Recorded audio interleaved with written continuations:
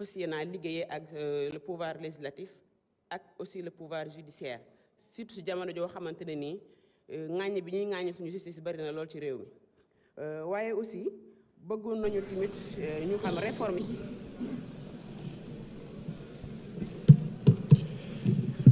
jërëjëf madame honorable députée Saye Cissé laaj bi nga wax dafa jëm ci li ñu tuddee les pouvoirs nga xam ne mooy représenter les institutions ci réew mi ñu fàttali ni Sénégal bi mu jotee indépendance am ba léegi dafa taxaw ci nu ñuy fexe ba jëmmal ay pouvoir benn bu ne ñu jox ko doole li ci gën a fës muy li ñuy wax pouvoir exécutif nga xam ne moom la Sénégalais yi gën a xam ci nguur gi pouvoir législatif bi nga xam ne mooy fi ñu teew tey di assemblée ak pouvoir judiciaire bu nekk am lu ko mandargal nag donte du léppam boo jëlee pouvoir exécutif dañuy wax ki ko mandargal dëgg mooy président de la république mu ànd ci ak gouvernement bu premier ministre jiite boo ñëwee ci pouvoir législatif président assemblée nationale la bureau bi ak l'ensemble des députés boo demee nag ci pouvoir judiciaire di nga fa fekk lu mel ni conseil constitutionnel cour suprême cour des comptes ak li ñuy wax les cours et tribunaux loolu nag benn bu ne dafa am ay cër yu ñu ko jox te cër boobu constitution moo ko jox moo tax débat bi léeg-léeg dañ koy biaisé. li fi nekk ci constitution moom la ñuy doxal constitution moo ne président de la république mooy clé de voûte des institutions mooy le gardien des institutions moom mooy assurer le bon fonctionnement de ces institutions mooy le chef suprême des armées mooy doxal la diplomatie et cetera et cetera moom mooy définir la politique de la nation moom moo ne premier ministre am moom mooy doxal la politique de la nation. di chef de l'administration jiite gouvernement bi moom moo wax ni justice mooy atte ci politique la yi moom moo wax ni assemblée nationale mooy voter les lois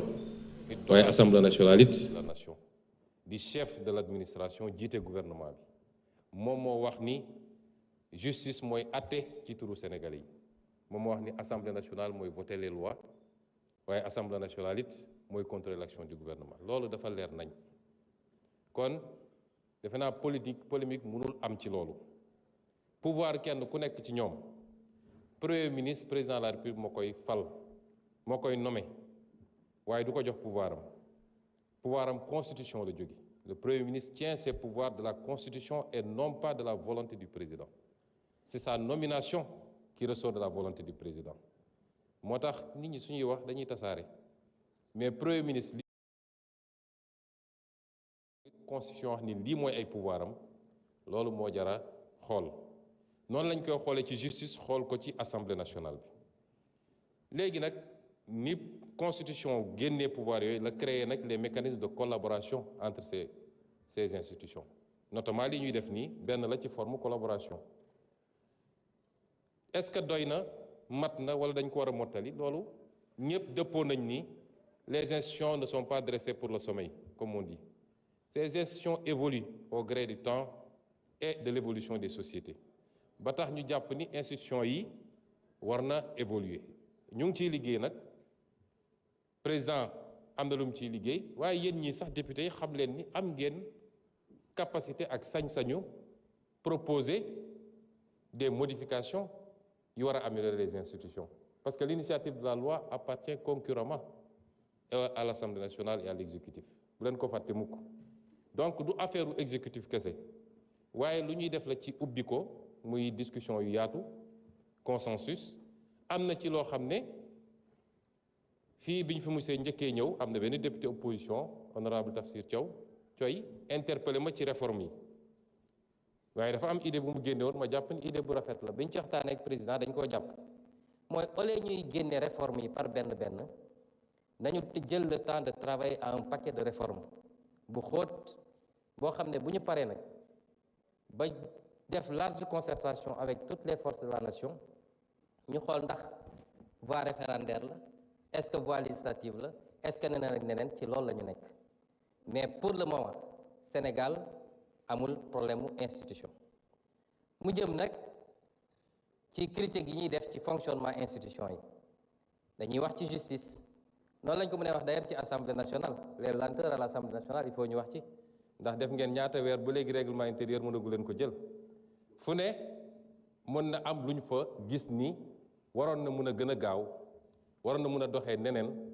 mais loolu beneen débat la parce que sama temps jeex na dinaa ci dellu siwaat parce que dafa am question fond. dese na la 3 minutes dafa juumoon. vous avez 8 minutes. dese na 3 minutes. voilà bon bu ñu waxee affaire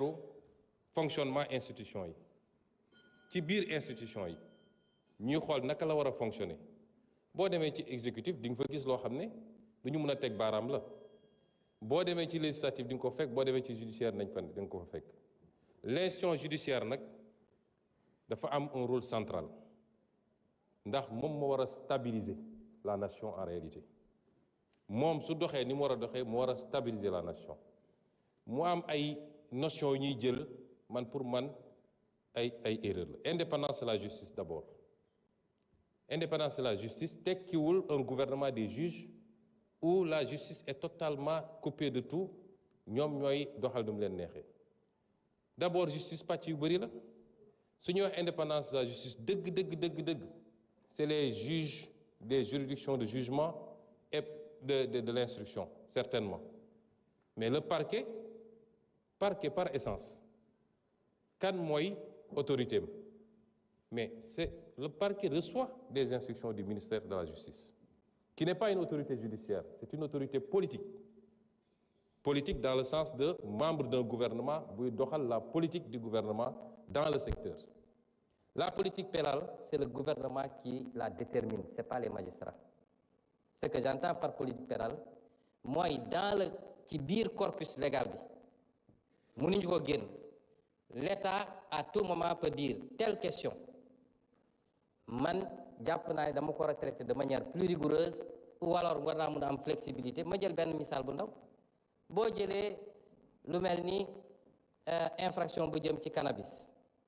loi ne c'est 10 dama joxe exemple rek de su loi ne masalan 10 ans maximum 6 mois minimum selon le moment l'État peut décider que la politique pénale ci instant bi c'est un traitement beaucoup plus doux donc on ne le voit pas au-delà de 2 ans en tout cas ci rek li procureur di requérir wala état ne damay durcir parce que situation bi laaj na ko ça c'est la politique pénale ça relève de l'État warul génn ci cadre lu loi permettre mais état moo koy def.